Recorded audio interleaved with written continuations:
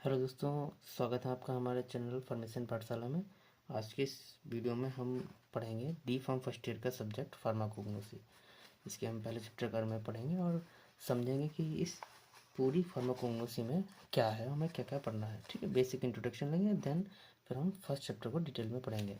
ठीक है, तो पहला चैप्टर इसमें क्या है, definition, history, present status and scope of pharmacognosy. पहला चैप्टर में हमें ये पढ़ना है कि फार्माकोग्नोसी की परिभाषा क्या है। ठीक है, इसकी क्या हिस्ट्री रही है, आज के समय में क्या इसकी स्थिति है और इसके क्या क्या स्कोप्स हैं, मतलब कहाँ कहाँ इसके स्कोप्स हैं, कहाँ कहाँ ये इसका इस्तेमाल है, कहाँ कहाँ यूज हो रहा है आज के समय में।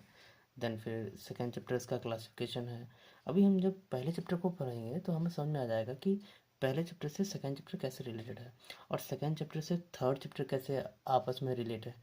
इस कोग्नोसी के सारे चैप्टर एक दूसरे चैप्टर से रिलेटेड हैं। देखिए मैं आपको बता दूँ, फोर्थ चैप्टर है अल्कोहॉइड, सेकेंडरी मेटाबॉलाइट्स और प्राइमरी मेटाबॉलाइट्स के बारे में। देन फिफ्थ चैप्टर में कुछ ड्रग्स हैं, उनके बारे में पढ़ना है। अभी हम आगे डिटेल में डिस्कस करेंगे कि हमें क्या पढ़ना है क्या नहीं पढ़ना है। देन सिक्स है, सेवन है, काफ़ी लेंदी जो है ये सब्जेक्ट है और काफ़ी आसान तरीके से हम इसको कवर करेंगे। ये देखिए, देन एट चैप्टर है एरोमेटिक प्लांट्स का मेडिसिनल क्या यूज़ है। ठीक है, और हर्ब्स एज अ फूड क्या है। ठीक है, इसमें हम पढ़ेंगे कि न्यूट्रास्यूटिकल्स क्या हैं, एंटीऑक्सीडेंट्स क्या हैं, प्रीबायोटिक एंड प्रोबायोटिक्स क्या है, जो कि हम लोग डेली लाइफ में यूज़ भी करते हैं, दवाइयों में आपने देखा होगा। देन चैप्टर 10 है हर्बल फार्मुलेशंस क्या होती हैं। भाई जो हर्बल हर्बल फार्मुलेशंस क्या है, जो कि हर्बल चीज़ों से मिलकर बनी हो वो दवाइयाँ वो हर्बल फार्मुलेशंस कहलाएंगी।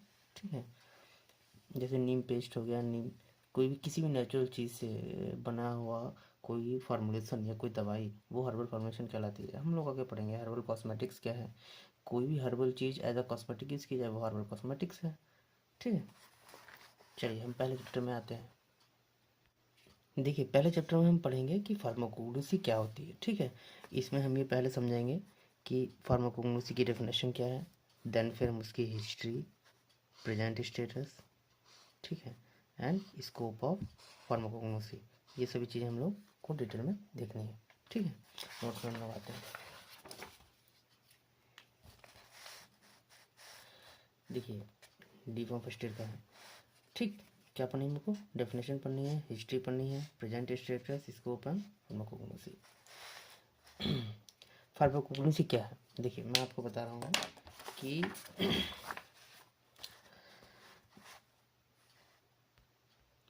देखिए क्या है, फार्माकोग्नोसी एक साइंस है, या कह दो कि फार्माकोग्नोसी एक साइंस की ब्रांच है जिसमें हम पौधों, जानवरों और खनिजों से दवाइयाँ बनाने के बारे में पढ़ते हैं और ये देखते हैं कि इन चीज़ों की पहचान कैसे करें, इनमें कौन कौन से केमिकल्स होते हैं और इनको दवाइयों में कैसे इस्तेमाल किया जा सकता है। देखिए एक परिभाषा ये हो गई, मतलब इसमें ये बता रहे हैं कि फार्माकोग्नोसी क्या है। फार्माकोग्नोसी साइंस की वह ब्रांच है जिसमें हम प्राकृतिक से मिलने वाली क्रूड ड्रग्स क्या होती हैं आगे हम अभी पढ़ेंगे। ठीक है, मतलब फार्माकोग्नोसी क्या है कि एक ब्रांच, साइंस की ब्रांच है जिसमें हम क्रूड ड्रग की सिस्टमेटिक स्टडी करते हैं, या आप कहो कि नेचुरल चीज़ों से प्राकृतिक रूप से जितनी भी मिलने वाली जो औषधियाँ हैं, जो कच्चा रॉ मटेरियल है, उनके बारे में हम सिस्टमेटिक स्टडी करते हैं। मान लो जैसे प्राकृतिक से मिलने वाली नीम है, अभी हम क्या करेंगे, नीम के बारे में डिटेल स्टडी करेंगे। तो ये जो डिटेल स्टडी है नीम के अंदर, वो किसके अंदर आती है, वो हम लोग फार्माकोग्नोसी के अंदर करते हैं। ठीक है, तो अब ये जरूरी नहीं है कि वो किसी पौधे से ही मिली हो, जो क्रूड ड्रग है वो किसी पौधे से, वो किसी पौधे से भी हो सकती है, किसी जानवर से भी हो सकती है और कोई खनिज भी हो सकते हैं, मतलब प्लांट, एनिमल्स एंड मिनरल्स। ठीक है, ये बात समझ में आई। अगर हम इसकी दूसरी डेफिनेशन देखें इंग्लिश में तो हम कैसे लिखेंगे, pharmacognosy is a systematic study of crude drugs which obtain from natural source like plant, animal and mineral source. इसका भी वही अर्थ हुआ जो हमने भी बताया कि फार्माकोग्नोसी क्या है, एक सिस्टमेटिक स्टडी है। सिस्टमेटिक स्टडी का मतलब ये होता है कि एक क्रम में पढ़ाई करना। जैसे मान लो हमने नीम की पत्तियाँ ली हैं, तो नीम की पत्तियों के बारे में हम क्या पढ़ेंगे कि पहले हम पढ़ेंगे कि ये नीम की पत्ती किस प्लांट की है, तो हमें पता लगा कि नीम के प्लांट की है। फिर देखेंगे जो नीम का प्लांट है वो किस फैमिली से आता है, तो हमें पता लगा कि नीम का प्लांट एक्स फैमिली से है, किसी फैमिली से है। फिर हम देखेंगे कि इसका जाइलम क्या है, इसका फाइलम क्या है। या हम फिर देखेंगे कि इस नीम के अंदर कौन कौन से एक्टिव कॉन्स्टिट्यूएंट्स हैं, मतलब इस नीम के अंदर कौन से ऐसे केमिकल्स हैं जिनको हम मेडिसिनल यूज़ में इस्तेमाल कर सकते हैं। तो हमने जब डिटेल स्टडी की तो हमें पता लगा कि नीम के अंदर निम्लिन नाम का एक एक्टिव कॉन्स्टिट्यूएंट होता है, जिसका हम अपना मेडिसिनल में यूज़ कर सकते हैं। फिर अब हम उस निम्लिन के थेरेपेटिक यूज़ देखेंगे कि इसके क्या क्या यूज़ हैं, क्या बॉडी पे इसके क्या क्या हमको इफ़ेक्ट्स मिल रहे हैं। तो इस प्रकार की जो सिस्टमेटिक स्टडी है वो हम फार्माकोग्नोसी के अंदर करते हैं। ठीक है, तो हमने बताया कि फार्माकोग्नोसी के अंदर हम क्रूड ड्रग्स की सिस्टमेटिक स्टडी करते हैं। ध्यान रखना है क्रूड ड्रग्स क्या होती हैं। ठीक है, अब आगे बढ़ते हैं।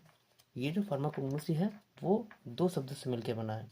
ठीक है, कौन से दो शब्द? पहला है फार्माकोन और दूसरा है जीनोसिस। फार्माकोन का मतलब होता है ड्रग और जीनोसिस का मतलब होता है नॉलेज। मीन्स इसका क्या हुआ? नॉलेज ऑफ ड्रग, मतलब किसी भी ड्रग के बारे में डिटेल नॉलेज लेना। ये किसके अंदर होता है? फार्माकोग्नोसी के अंदर। ठीक है, यहाँ पर ध्यान रखना, कभी कभी एमसीक्यू में यहाँ से क्वेश्चन आ जाता है कि फार्माकोग्नोसी किन दो शब्दों से मिलकर बना है। अच्छा, अब हमने पढ़ा कि फार्माकोग्नोसी क्या है? क्रूड ड्रग्स की सिस्टमेटिक स्टडी है। मतलब क्रूड ड्रग्स मतलब कच्ची दवाइयों जो कि नेचुरल सोर्सेज से हमें मिली हुई हों, तो उनकी क्या है? सिस्टमेटिक स्टडी है। तो सवाल आता है कि क्रूड ड्रग्स क्या होती हैं। ठीक है, तो हम समझ लेते हैं कि क्रूड ड्रग्स क्या होती हैं।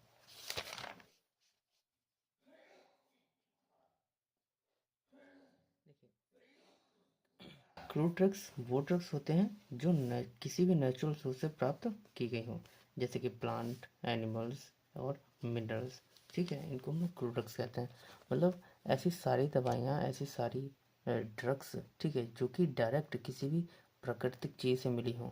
वो प्राकृतिक चीज़ जो है प्लांट भी हो सकती है, वो प्राकृतिक चीज़ एनिमल भी हो सकती है, वो प्राकृतिक चीज़ मिनरल भी हो सकती है, वो कोई भी चीज़ हो सकती है जो कि हमें किसी भी नेचुरल सोर्स से डायरेक्ट मिली हो, वो लोग वो क्रूड ड्रग्स कहलाएगी।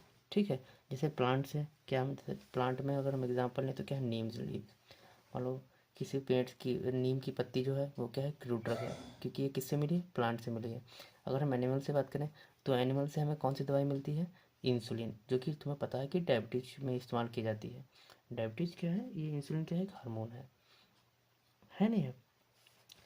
मिनरल की बात की जाए, मतलब मिनरल्स मतलब खनिज पदार्थ, तो शिलाजीत, तुमने सुना होगा शिलाजीत का नाम। ये जो शिलाजीत है वो क्या होता है? एक प्रकार का मिनरल्स है जो कि बड़े बड़े पहाड़ों की चट्टानों के पत्थरों से एक रेजिन, एक गोंद टाइप का निकलता है।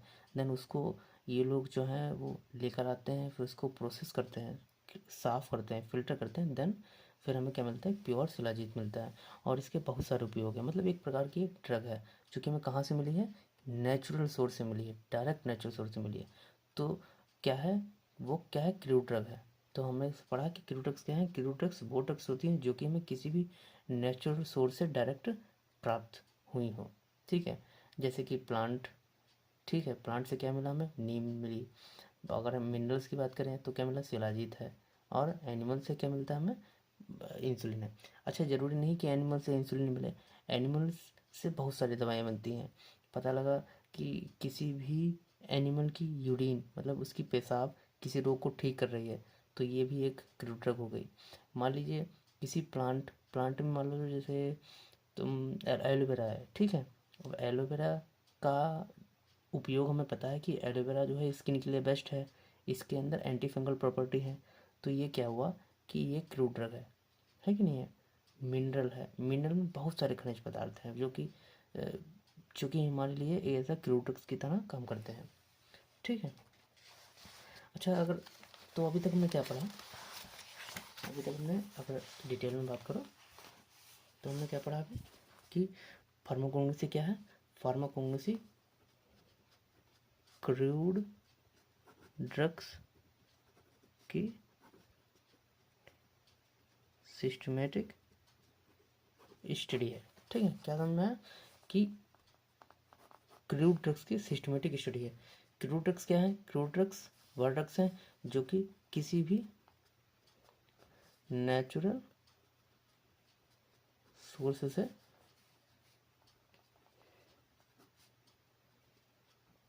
प्राप्त हुई, ठीक है, क्या है, जो कि किसी भी नेचुरल सोर्स से प्राप्त हो, ठीक है। जैसे हमने बताया कि मान लो एलोवेरा है, हमें पता है कि एलोवेरा क्या है, एज अ क्रूटक्स यूज़ करते हैं हम लोग एलोवेरा को। कुछ लोग फेस मास्क बनाते हैं, कुछ लोग एलोवेरा सीरम बनाते हैं, कुछ लोग एलोवेरा को कहीं और इस्तेमाल करते हैं। जैसे नीम है, ठीक है, या तुलसी है। ये क्या है, नीम है। नीम तुम्हें पता है कि लोग एंटी बैक्टीरियल प्रॉपर्टी के तौर पे यूज़ करते हैं। कहीं पे दाने हो गए तो इस्तेमाल कर लिया, या बुखार आ गया तब इस्तेमाल कर लिया, बैक्टीरिया फंगस को ठीक करने के लिए। तुलसी है, तुलसी हम लोग चाय में भी डालते हैं क्योंकि तुलसी के अपने गुण हैं, ठीक है। और अगर मतलब सीधी बात है कि क्रूड ड्रग्स वह ड्रग्स होती हैं जो कि हमें किसी भी नेचुरल सोर्स से प्राप्त हुई हो, और इन्हीं क्रूड ड्रग्स की सिस्टमेटिक स्टडी फार्माकोग्नोसी के अंदर की जाती है। यहाँ तक बात क्लियर हुई। अब हम आगे बढ़ते हैं। फिर इसका नेक्स्ट टॉपिक आता है हिस्ट्री ऑफ फार्माकोग्नोसी। देखो हिस्ट्री ऑफ फार्माकोग्नोसी कौन सा सब्जेक्ट है, ये हिस्ट्री, ठीक है।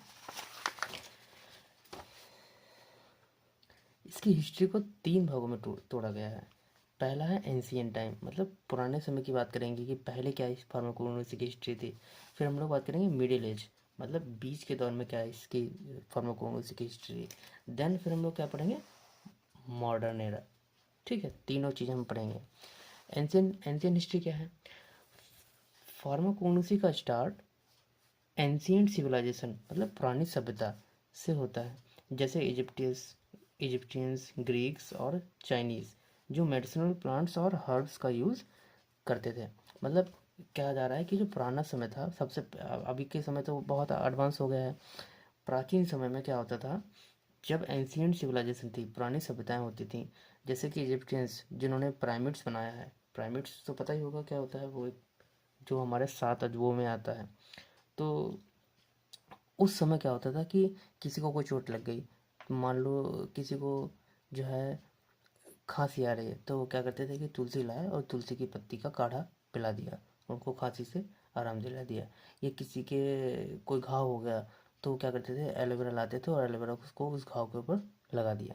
या कोई भी जड़ी बूटी लाया और उसको उस पर्टिकुलर चीज़ के ऊपर लगाया बीमारी का और उसको ठीक कर दिया। तो इस प्रकार से जो है रोगों को ठीक करते थे। ये पुराने समय की बात है, मतलब प्राचीन समय की बात है। और ये कब की बात की जा रही है, एंशियंट सिविलाइजेशन मतलब इजिप्ट और ग्रीक के ज़माने की बात की जा रही है, ठीक है। फिर क्या हुआ, मतलब उस समय लोग क्या करते थे, क्रूड ड्रग्स को डायरेक्ट यूज़ कर लेते थे। मतलब पेड़ से पत्तियां लाए और उनको पेस्ट बनाया, चूरन चटनी बनाया और उनको इस्तेमाल कर लिया। फिर धीरे धीरे लोगों ने इसके बारे में और जो है स्टडी की और ज़्यादा जाना, मतलब मिडिल एरा की बात आती है, ठीक है। मिडिल इस पीरियड में इसमें क्या हुआ, इस पीरियड में क्या हुआ, हर्बल मेडिसिन और ट्रेडिशनल रेमेडीज़ का डेवलपमेंट हुआ। मतलब क्या हुआ, पहले हम लोग क्या पढ़ते थे, यहाँ पर एंशियंट टाइम की बात कर रहे थे, तो हम लोगों ने देखा था कि जो पुराने ज़माने में अगर किसी को कोई चोट लग जाती है या कोई बीमारी हो जाती थी, तो वैद्य जो थे वो जाते थे और पेड़ से पत्तियाँ लेके आते थे और उस बंदे को चटनी बना के दे देते थे। इस प्रकार से इलाज किया जाता था। फिर धीरे धीरे डेवलपमेंट और हुआ, कई सौ साल बीते, मिडिल एज की बात आ रही है। तो इसमें क्या किया उन्होंने, उन चटनियों की गोली बनाने शुरू कर दी। जैसे पत्तियाँ लाए, नीम की पत्तियाँ तोड़ के लाए तो नीम की मेडिसिन बना दी, टैबलेट बना दी। तुलसी पत्ती लाए, तुलसी की टैबलेट्स बना दी। फिर उन्होंने क्या किया, मेडिसिन बनाने के बाद जैसे क्या किया, काढ़ा बना दिया, सिरप बना दिया। ये छोटे छोटे फार्मूलेशंस बनना मिडिल मिडिल एजेस में शुरू हो गए थे। मतलब जैसे किसी को खांसी आ रही है तो उन्होंने क्या किया, फिर उसको काढ़ा बना के दे दिया। या किसी को भूख नहीं लग रही है तो उन्होंने 4 पेड़ों की पत्तियां उठाई, ठीक है, और उनको काढ़ा बनाया। काढ़े में उसमें जो है चीनी डाली मीठे के लिए और उसको एक सिरप बनाया। सिरप बनाकर उसको दे दिया कि भाई तुम्हें ये जो है पीना जाकर है।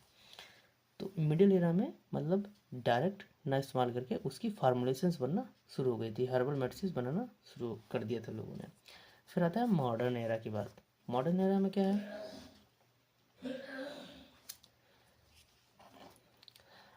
19 मॉडर्न एरा कब शुरू होता है, 19 सेंचुरी के एंड, ठीक है, और 20 सेंचुरी की शुरुआत।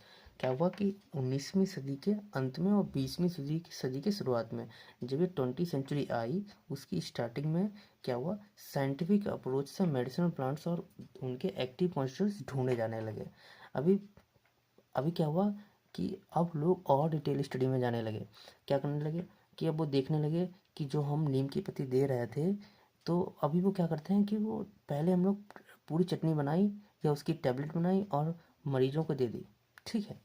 अब हम लोग क्या करते हैं कि हम उस नीम की चटनी के अंदर डिटेल स्टडी करते हैं कि इस नीम की चटनी के अंदर ऐसा कौन सा केमिकल है जो इस बीमारी को ठीक कर रहा है, या तुलसी के अंदर ऐसा कौन सा केमिकल है जो खांसी को ठीक कर रहा है। तो क्या हुआ कि हम लोग मेडिसिनल प्लांट और उनके एक्टिव एक्टिव कॉन्स्टिट्यूएंट, ये देखो ये एक्टिव कॉन्स्टिट्यूएंट्स की डिटेल स्टडी करने लगे कि नीम के अंदर कौन सा एक्टिव कॉन्स्टिट्यूएंट है।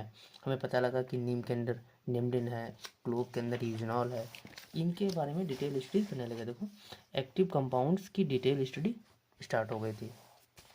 देखो है, एक्टिव कंपाउंड्स की डिटेल स्टडी स्टार्ट हो गई थी, ये मॉडर्न एरा की बात है, ठीक है। इस समय पे नेचुरल सब्सटेंस को आइसोलेट करने और उनकी इफिशियंसी को टेस्ट करने का प्रोसेस डेवलप हुआ था। जहाँ पर हम लोग पहले क्या करते थे, पहले हम लोग डायरेक्ट चटनी दे देते थे या फिर हमने उसकी टैबलेट्स बनाई और उनको दे दिया।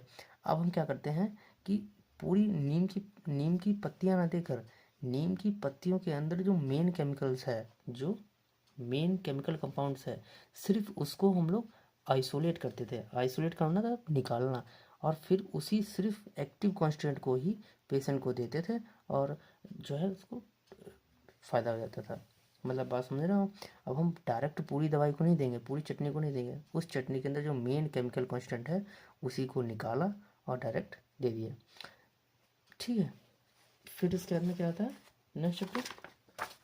अच्छा ये हमारी हिस्ट्री यहाँ पे ख़त्म होती है।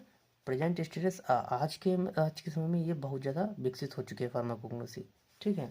कुछ इंपॉर्टेंट पॉइंट्स हैं जिनसे एग्जिट एग्ज़ाम में क्वेश्चंस बन सकते हैं, एमसीक्यू बन सकते हैं, और जो मेन पेपर है यहाँ पर शॉर्ट क्वेश्चन बन सकते हैं, 1 नंबर के, 2 नंबर के, फिल इन द ब्लैंक्स हैं, ठीक है, और 2-2 नंबर के सवाल भी पूछे जा सकते हैं। तो इन पॉइंट्स को रिमेंबर करना बहुत ज़रूरी है, ये क्या है, इम्पॉर्टेंट है, ठीक है। क्या है, हिपोक्रेटिस, पहला पॉइंट।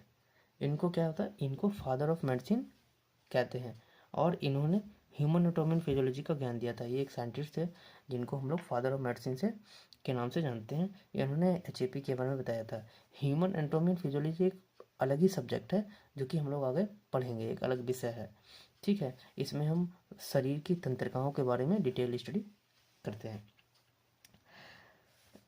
यहाँ पर तुमसे सवाल बन सकता है, वहाँ पर जो एग्जिट एग्ज़ाम होगा या किसी भी गवर्नमेंट के एग्ज़ाम में तुम जब एग्ज़ाम दोगे या रेलवे का एग्ज़ाम दोगे, कंपटीशन का एग्ज़ाम दोगे, तो उसमें सवाल पूछ सकते हैं कि फादर ऑफ मेडिसिन कौन है, और वो तुम्हें 4 ऑप्शन दे देंगे, जैसे हिपोक्रेटिस, थियोपास्टस, एरिस्टोटले, सेटलर, ठीक है। और तुम्हें बताना होगा कि फादर ऑफ मेडिसिन कौन है, तो तुम बताओगे हिपोक्रेटिस है। ध्यान रखना, यहाँ पर ये इंपॉर्टेंट क्वेश्चन हैं, बन सकते हैं। दूसरे साइंटिस्ट कौन आते हैं, एरिस्टोटले। किया क्या है, ये एक मशहूर फिलोसफर थे, ठीक है, जो एनिमल किंगडम्स के स्टडी के लिए जाने जाते थे।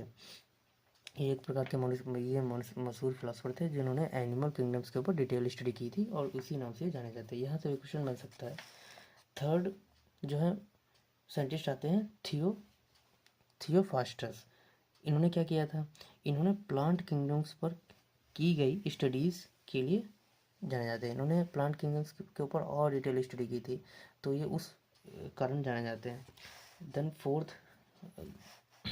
साइंटिस्ट आते हैं डिस्कॉर्डीज, ठीक है। ये क्या है, ये एक ग्रीक फिजिशियंस थे जिन्होंने क्या किया था, द मैट्रिका मेडिका, ये इंपॉर्टेंट है, ध्यान रखना, द मैट्रिका मेडिका बुक में मेडिसिनल प्लांट्स का जिक्र किया था, और इन्हें फादर ऑफ फार्माकोग्नोसी भी कहा जाता है।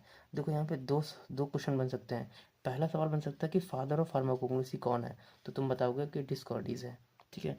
दूसरा क्या बताओगे कि द मैट्रिका मेडिका किसने लिखी थी, ठीक है, या वो किसकी किताब थी, तो किनकी थी, डिस्कॉर्डीज थी। द मैट्रिका मेडिका बुक थी, जिस बुक के अंदर उन्होंने मेडिसिनल प्लांट का जिक्र किया था। मेडिसिनल प्लांट मतलब उन्होंने बताया था कि लहसुन से खुजली को ठीक किया जा सकता है, अदरक खांसी को ठीक कर सकती है। इस प्रकार के उन्होंने मेडिसिनल प्लांट्स के बारे में बताया था कि नीम की पत्ती बुखार को ठीक कर सकती है, या ये खुजली को ठीक करने में भी काम आती है। तो इस प्रकार के मेडिसिनल प्लांट्स का जिक्र किया था उन्होंने अपनी किताब दी मैट्रिका मेडिका में। ठीक है, और किन्होंने किया था? डिस्कॉर्डिस ने। और इनको क्या माना जाता है? Father of pharmacognosy. यहाँ से सवाल बन सकता है, ध्यान रखना, ये बहुत इंपॉर्टेंट है। देन अगले साइंटिस्ट आते हैं सिटलर। ये क्या है? इन्होंने क्या किया था? सबसे पहले फार्माकोग्नोसी टर्म दिया था। ये जो फार्माकोग्नोसी जो शब्द है, ये सबसे पहले सिटलर ने ही दिया था। और किस में दिया था? उनकी एक किताब थी एनालेक्टा फार्माकोग्निस्टिका। सीए सिटलर एक साइंटिस्ट है जिनकी किताब थी एनालेक्टा फार्माकोग्निस्टा।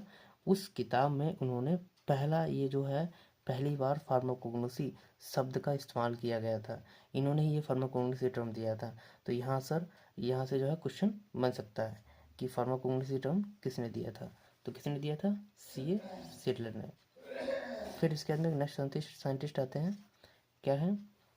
गैलन। बहुत इंपॉर्टेंट क्वेश्चन है। गैलन क्या थे? गैलन क्या थे? पहले फार्मासिस्ट थे। ये अगर तुमसे एग्जैक्ट एग्जाम में क्वेश्चन आए कि पहला फार्मासिस्ट कौन है, तो तुम बताओगे गैलन। गैलन कौन थे? पहले फार्मासिस्ट माने जाते हैं। इन्होंने क्या किया? अपनी एपोथेरेपी में पेन रिलीविंग सब्सटेंस जैसे कि ओपियम का इस्तेमाल किया गया था। इन्होंने जो है पेन रिलीविंग सब्सटेंस का इस्तेमाल किया था पहली बार, और ये पहले फार्मासिस्ट हैं। इसके बाद में एक क्वेश्चन बनता है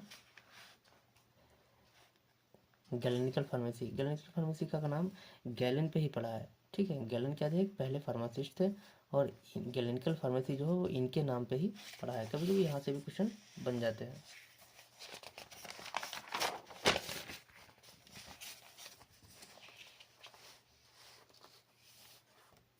और गैलेनिकल फार्मेसी में क्या है कि ये गैलन के नाम पे पड़ा है, और जो प्लांट्स और एनिमल सोर्स से मेडिसिन बनाने की ब्रांच को रिफर करता है। बात समझ में आएगी? फिर एक अगले साइंटिस्ट है हिप्पोक्रेटिस। ठीक है, इनका क्या काम था? इन्होंने क्या किया था कि मॉडर्न जो मेडिसिन थी उनका फाउंडेशन जो था वो इन्होंने ही रखा था। जो मॉडर्न मेडिसिन है उनका फाउंडेशन इन्होंने रखा था। और क्लिनिकल ये ओ नहीं है, ए है, क्लिनिकल ऑब्जेक्शन पर भी जोर दिया था। मतलब जो दवाइयाँ हैं उनको उनके ऊपर देखा था कि ये दवाइयाँ कैसे काम कर रही हैं, इनके क्लिनिकल ऑब्जर्वेशंस क्या क्या है। ठीक है, उस बात पर डेल जो है ध्यान हिप्पोक्रेटिस ने दिया था। यहाँ से भी क्वेश्चन हो सकता है। थियोपार्टस क्या है? इन्होंने क्या किया है? थियोपार्टस ने बॉटनी को एक साइंटिफिक डिसिप्लिन बनाने में सहायता की। ध्यान रखना। ठीक है, देन नेक्स्ट टॉपिक क्या आता है हम लोग का? Scope of pharmacognosy. देखो आता है स्कोप ऑफ फार्माकोग्नोसी।